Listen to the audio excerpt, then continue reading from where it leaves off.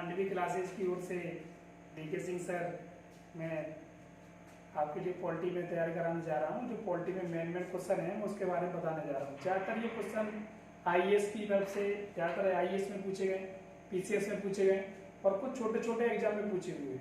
तो मैं उन क्वेश्चनों का अध्ययन कराने जा रहा हूँ जो आने वाले समय में भी चांसेज हैं और पहले भी आ चुके हैं। जैसे पहला क्वेश्चन है, भारत के राष्ट्रपति की तुलना निम्नलिखित में से किससे करना सर्वाधिक उचित है। नंबर पहला ऑप्शन दे रहा है अमेरिका के राष्ट्रपति से, नंबर पहला दे रहा है अमेरिका के राष्ट्रपति से।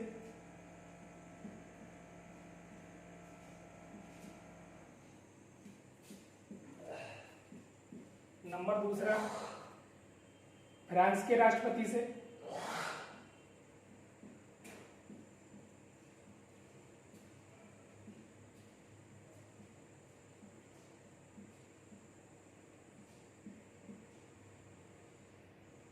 नंबर तीसरा ब्रिटेन के सम्राट से।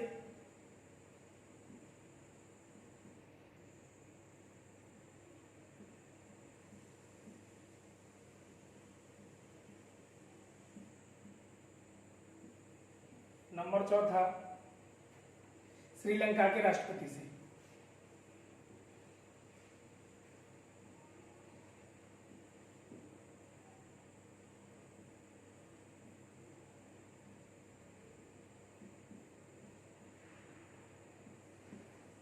अब देखिए हम बात करते हैं, देखो अमेरिका के राष्ट्रपति की बात करेंगे तो अमेरिका के राष्ट्रपति में वास्तविक शक्ति है, यानी सारी जितने भी जो कार्य है राष्ट्रपति के द्वारा हो जाता है। लेकिन हमारे यहाँ भारत में क्या है, वास्तविक शक्ति प्रधानमंत्री के अंतर है, लेकिन औपचारिक शक्ति है, जो भी कार्य होता है वो राष्ट्रपति की शक्ति के द्वारा होते हैं। हमारे यहाँ वास्तविक शक्ति है वो प्रधानमंत्री में है भारत में, और जो औपचारिक शक्ति है यानी अवास्तविक शक्ति है वो राष्ट्रपति में।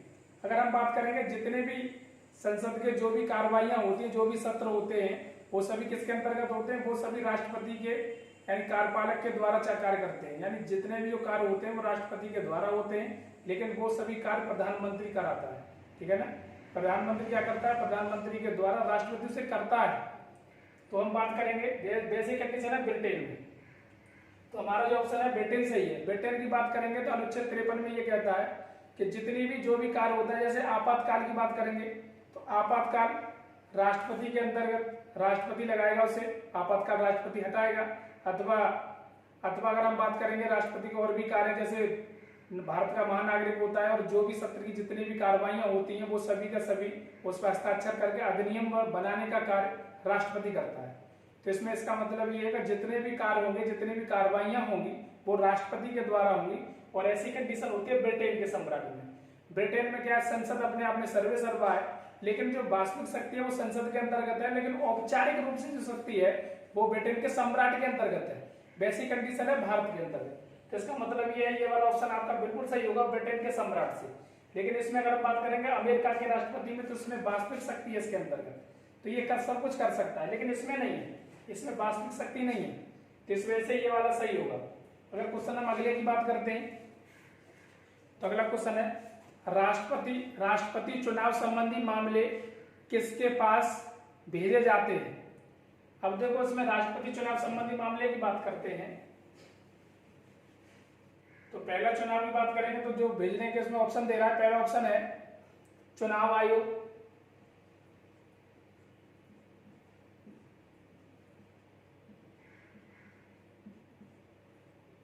दूसरा ऑप्शन दे रहा है संसद, तीसरे ऑप्शन की बात करते हैं उच्चतम न्यायालय,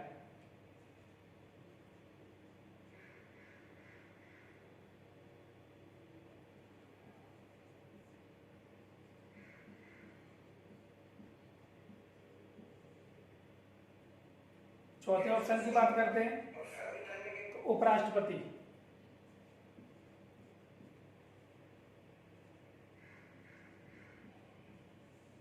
अब देखो इसमें हम बात करते हैं तो देखो राष्ट्रपति चुनाव संबंधी मामले की बात करेंगे तो चुनाव आयोग, देखो एक राष्ट्रपति है हमारे भारत देश का राजा है, और राजा के कोई भी मामले हम इसे चुनाव आयोग के पास तो भेज नहीं सकते, क्योंकि चुनाव आयोग तो बहुत नीचे है। अगर हम इसकी बात करेंगे संसद, जब संसद में कोई भी कार्रवाई होती है, जब भी कोई भी विधेयक पारित होता है, तो उसमें अधिनियम बनाने का काम राष्ट्रपति का होता है। तो इसका मतलब इसमें भी नहीं भेज सकता, इसमें भी नहीं भेज सकता। अब बात करेंगे उच्चतम न्यायालय में, तो हम उच्चतम न्यायालय की बात करते हैं। तो उच्चतम न्यायालय का जो मुख्य न्यायाधीश होता है वो सुप्रीम कोर्ट का जो मुख्य न्यायाधीश है, और वो जो राष्ट्रपति है वो उन दोनों का पद बराबर बराबर होता है अपने आप में। यानी हालांकि सबसे ऊंचा पद राष्ट्रपति का है, लेकिन वो भी अपने न्यायपालिका का सबसे ऊंचा पद है। तो जो भी मामला होगा वो किसमें भेजा जाएगा, वो उच्चतम न्यायालय में भेजा जाएगा। यानी अगर हम बात करते हैं तो चुनाव संबंधी मामले, राष्ट्रपति के चुनाव संबंधी मामले उच्चतम न्यायालय में भेज जाएंगे। अब बात करते हैं उपराष्ट्रपति, तो उपराष्ट्रपति तो खुद राष्ट्रपति के नीचे वाला पद है, तो इसमें भी नहीं भेजे जा सकते, ये भी गलत है। इसका मतलब कौन सा सही होगा, उच्चतम न्यायालय। अगला क्वेश्चन है, उसमें बात करते हैं हम।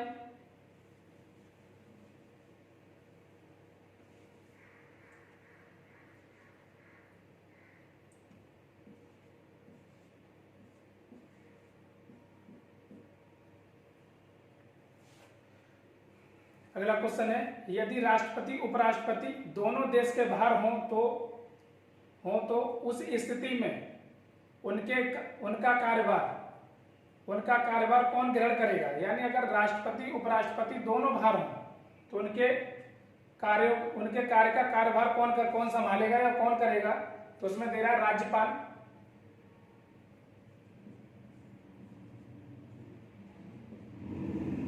पहला ऑप्शन। दूसरा ऑप्शन दे रहा है प्रधान सेनापति,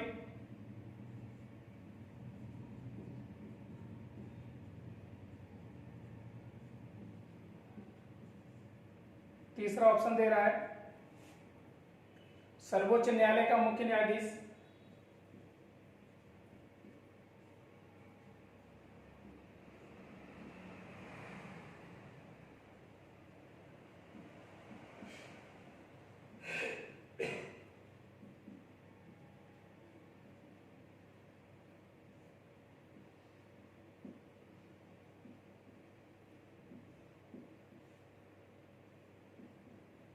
और चौथा ऑप्शन दे रहा है प्रधानमंत्री।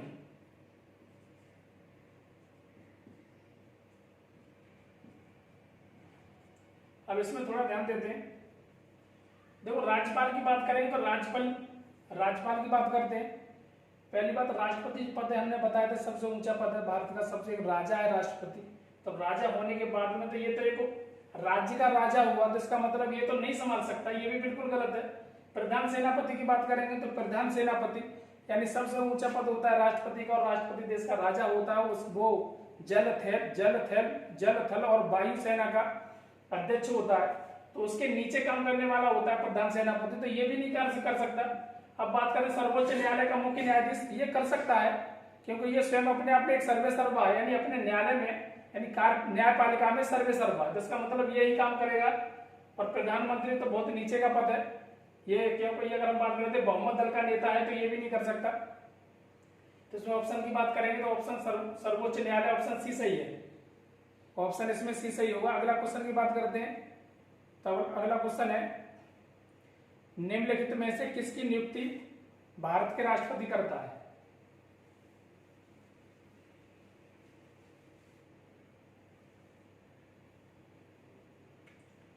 निम्नलिखित में से किसकी नियुक्ति भारत का राष्ट्रपति करता है। तो ऑप्शन दे रहा है पहला भारत का महान्यायवादी,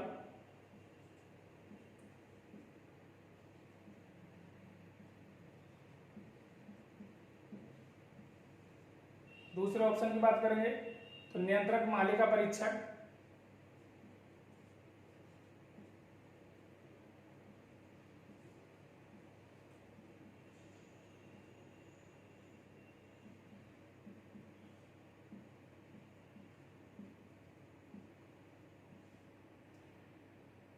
तीसरा ऑप्शन दे रहा है एक राज्य का राज्यपाल,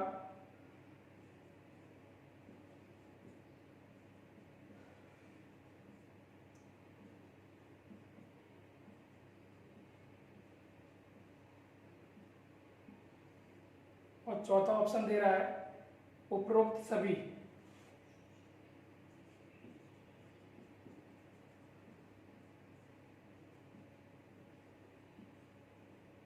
अब इसमें देखें, देखो राष्ट्रपति किस किस की नियुक्ति कर सकता है। देखो महान्यायवादी की बात करेंगे तो महान्यायवादी जो दिया गया है वो अनुच्छेद 76 में दिया गया है, यानी अनुच्छेद 76 में महान्यायवादी है। तो महान्यायवादी की नियुक्ति राष्ट्रपति के द्वारा की जाती है। दूसरी बात ये, जब तक ये बना रहता है, जब तक राष्ट्रपति चाहे, यानी राष्ट्रपति प्रसाद पर्यंत पद पर बना रहता है ये। अगर हम बात करेंगे तो इससे भी करता है। अगर हम बात करते हैं दूसरा, नियंत्रक मालिका परीक्षक, नियंत्रक मालिका परीक्षक की बात करेंगे तो अनुच्छेद 148 से 151 के बीच में, अनुच्छेद 148 से 148 के बीच में इसकी बात करेंगे तो ये प्रथम जो भी, अगर जैसे जितना भी धन विधेयक है, वित्त विधेयक है, जो भी अगर हम सिंचित निधि से धन निकाला जाता है तो वो धन की देखरेख करता है नियंत्रक मालिका परीक्षक, जिसका दूसरा नाम कैग भी कहते हैं इसे। इसकी जितनी भी देखरेख होगा वो सही रूप से लगा है अथवा नहीं लगा है, इसकी जांच पड़ताल करता है। बात करेंगे तो ये संसद के पटल पर, यानी राष्ट्रपति के कहने पर संसद के पटल पर लोकसभा के अध्यक्ष के सामने रखता है। और अगर हम बात करेंगे तो ये राज्यों में विधानसभा अध्यक्ष के समक्ष रखता है, ये राज्यपाल के कहने पर। तो इसकी भी नियुक्ति कौन करता है? राष्ट्रपति करता है, यानी ये भी प्रसाद पर्यंत का पद है। इसके बाद हम बात करेंगे राज्यपाल। तो राज्यपाल की बात करते हैं तो राज्यपाल की नियुक्ति कौन करता है? राज्यपाल की नियुक्ति प्रधानमंत्री के कहने पर राष्ट्रपति करता है। तो ये भी राज्यपाल के द्वारा नियुक्त हो रहा है। तो इसका मतलब ये तीनों की नियुक्ति करता है। तो इसका मतलब उपरोक्त सभी, यानी इसमें उपरोक्त सभी है, यही वाला सही है। इसके बाद में अगर हम अगले क्वेश्चन की बात करते हैं तो अगला क्वेश्चन है, राष्ट्रपति निम्न में से किस सूची के विषय पर अध्यादेश जारी कर सकता है? राष्ट्रपति बात करेंगे थोड़ा सा, राष्ट्रपति निम्न में से किस सूची के विषय पर अध्यादेश जारी कर सकता है? पहला ऑप्शन दे रहा राज्य सूची पर,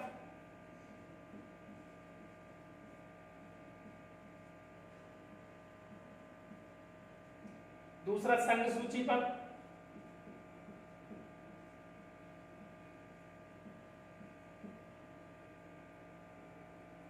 तीसरे की बात करेंगे तो तीसरा दे रहा है इसमें राज्य व संघ सूची पर,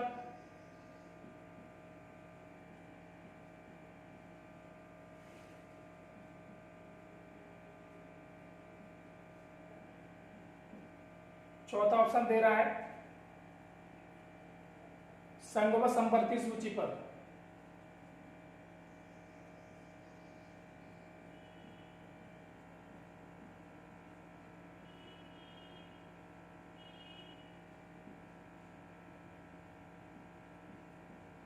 देखो बात करते हैं अध्यादेश। देखो अध्यादेश जारी जब भी किया जा सकता है जब लोकसभा सत्र में ना हो। जब लोकसभा सत्र में नहीं होती है तब अध्यादेश जारी हो सकता है, अथवा कोई भी आपातकाल की स्थिति में है तब भी लोकसभा भंग पड़ी होगी, तभी लोकसभा सत्र में नहीं होगी, तो इसका मतलब वो तभी अध्यादेश जारी किया जा सकता है। अब अध्यादेश की जब बात करेंगे तो राज्य सूची के विषय पर तो अध्यादेश जारी नहीं कर सकता, क्योंकि इसमें तो कोई रोल है नहीं राज्य का। इसके बाद बात करते हैं संघ सूची पर, इस पर कर सकता है, लेकिन अगर हम बात करते हैं राज्य एवं संघ सूची पर, यानी इस पे नहीं कर सकता, तो इसका मतलब ये भी गलत है। अब इसमें करते हैं संघ एवं संवर्ती सूची, संघ व संवर्ती सूची पर अध्यादेश जारी कर सकता है, इसका मतलब इस पे कर सकता है। अब संघ इसमें दे रहा है तो संघ इसमें भी दे रहा है, तो इसका मतलब ये वाला गलत हो जाएगा, ये वाला सही है। यानी राष्ट्रपति जो अध्यादेश जारी करेगा वो किस पर? संघ व संवर्ती सूची दोनों पर अध्यादेश जारी कर देगा। दूसरी बात, अध्यादेश जारी करने के बाद में कुछ समय बाद में जब पहली बैठक होगी, यानी 6 सप्ताह के बाद में जब भी पहली बैठक कराएगा राष्ट्रपति, तो पहली बैठक में लोकसभा में जो अध्यादेश जारी किए गए थे वो अध्यादेश सबसे पहले लागू कराएगा।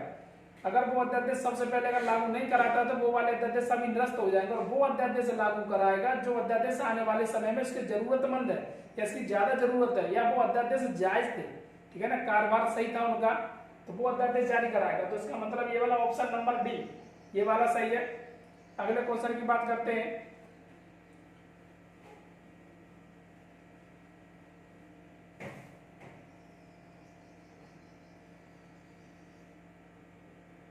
अगला क्वेश्चन है, राष्ट्रपति को लोकसभा में किन 2 सदस्यों को मनोनीत करने का अधिकार है?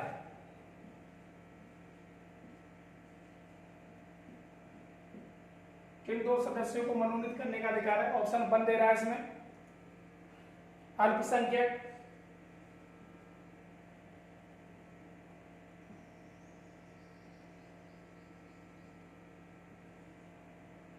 नंबर 2 दे रहा है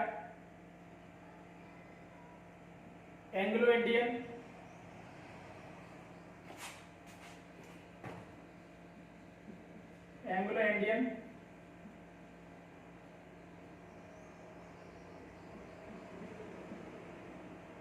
और नंबर 3 की बात करते हैं तो नंबर 3 दे रहा है विशिष्ट क्षेत्र के व्यक्ति,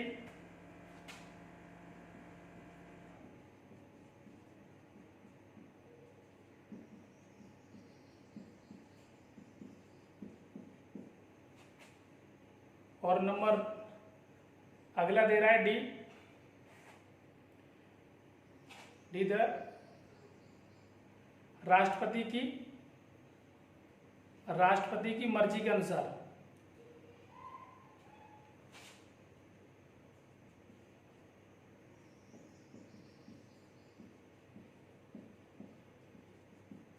अगर हम मर्जी के अनुसार या इच्छा के अनुसार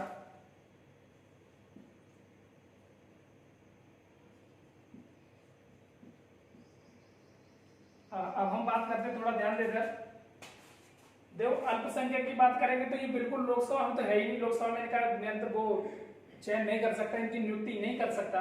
एंग्लो इंडियन की नियुक्ति कर सकता है, अनुच्छेद 331 के अनुसार है, अनुच्छेद 331 के अनुसार लोकसभा में 2 एंग्लो इंडियन सदस्य होंगे और 2 एंग्लो इंडियन सदस्यों की नियुक्ति राष्ट्रपति करेगा।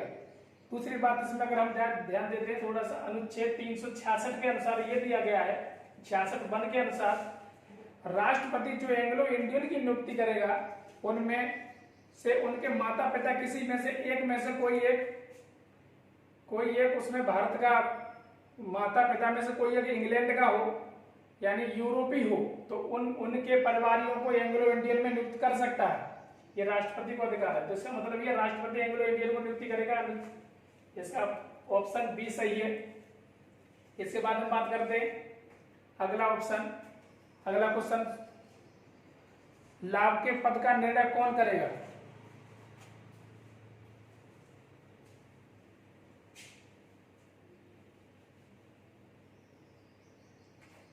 लाभ के पद की बात कर रहा है, लाभ के पद का निर्णय कौन करेगा? तो पहला राष्ट्रपति एवं राज्यपाल,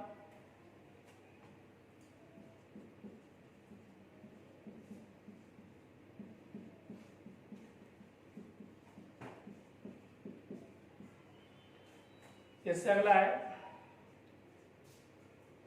संघीय संसद,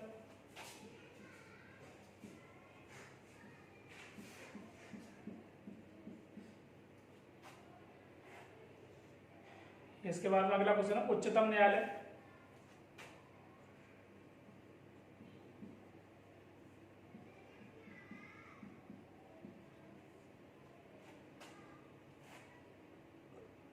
संघ लोक सेवा आयोग,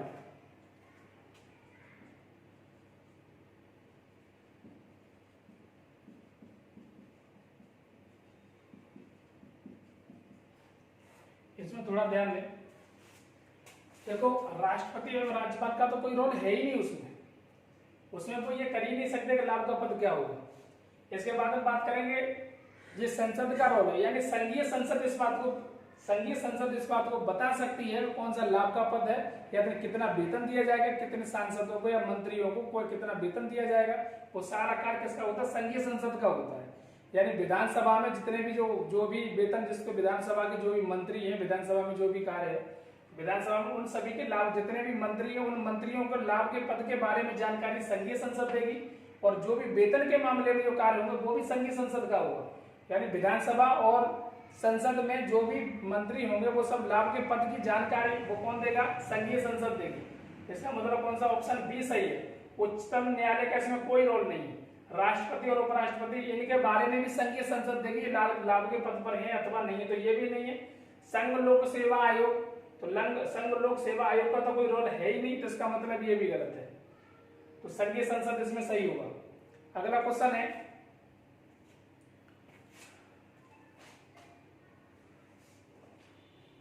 एक ही व्यक्ति कितनी बार भारत का राष्ट्रपति बनाया जा सकता है?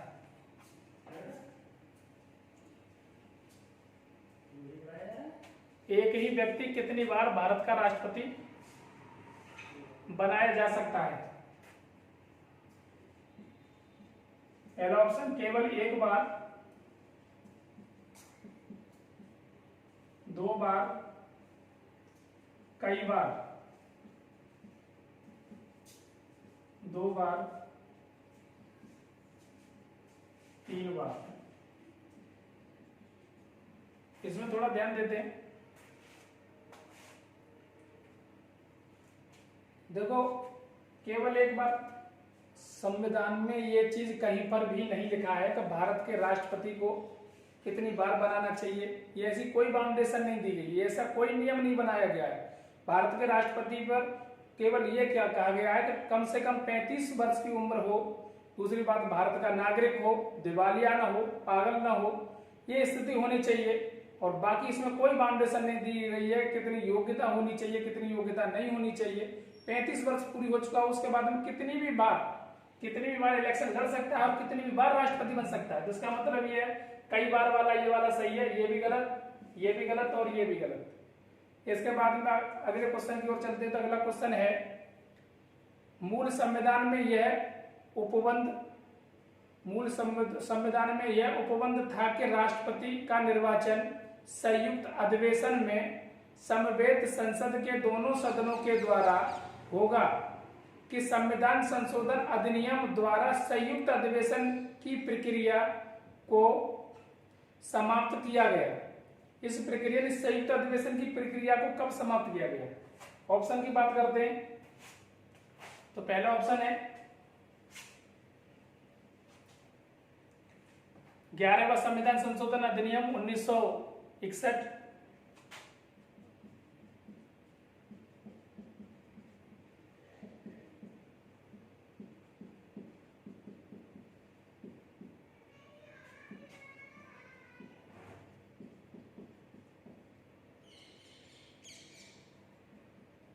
उन्नीस सौ इकसठ दूसरा अधिनियम दिया गया था। दूसरा ऑप्शन दे रहा है इसमें 16वां संविधान संशोधन अधिनियम 1962,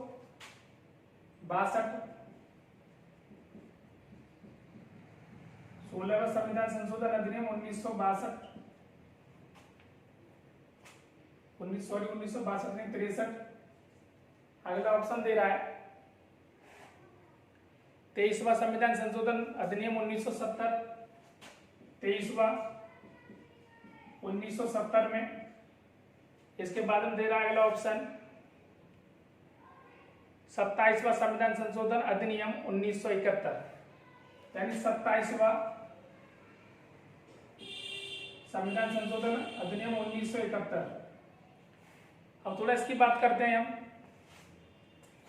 देखो, इसमें 11वां संविधान संशोधन अधिनियम 1961, इससे पहले क्या होता था? इससे पहले ये कंडीशन अप्लाई की गई थी। 1961 से पहले ये होता था कि जब भी कोई राष्ट्रपति का निर्वाचन होता था, वो राष्ट्रपति का निर्वाचन संयुक्त अधिवेशन द्वारा हो जाता था।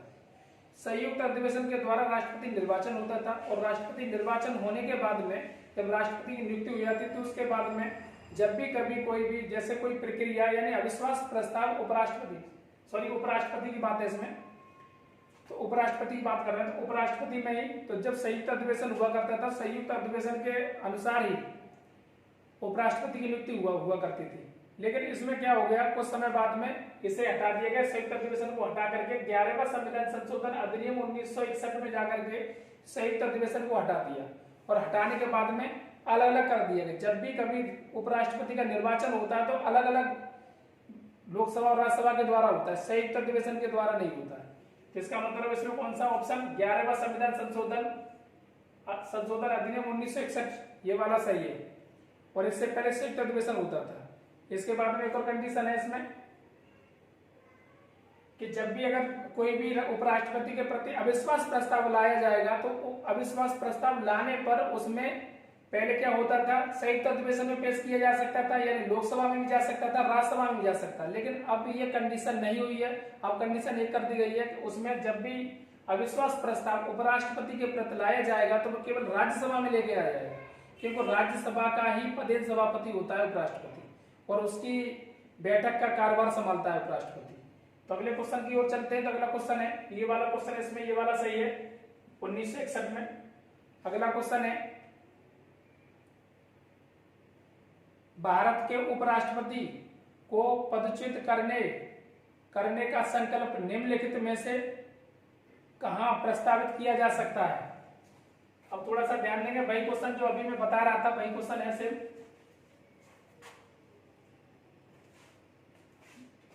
क्वेश्चन की बात करेंगे तो केवल लोकसभा में,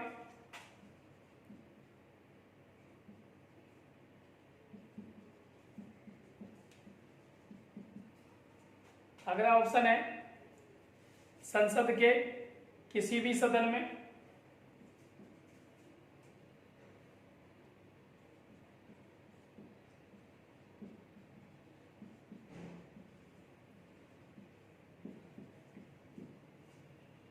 अगला ऑप्शन है संसद के संयुक्त बैठक में,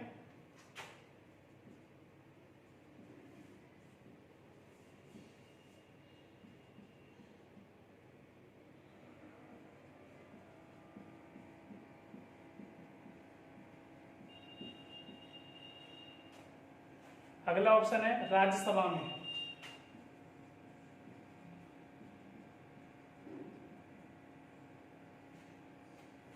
इसमें अगर हम बात करते हैं तो इसमें मैंने अभी आपको बता चुका हूं, अभी इससे पहले जो क्वेश्चन था बिल्कुल सेम क्वेश्चन है, तो इसका मतलब इसमें ये होगा राज्यसभा होगा।